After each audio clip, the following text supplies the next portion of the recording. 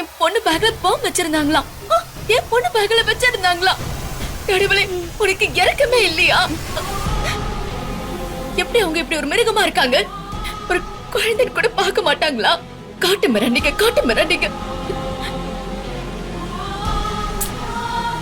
பெண்பா செல்லும், யாரு செல்லும் அத உன் பேக்ல வச்சது?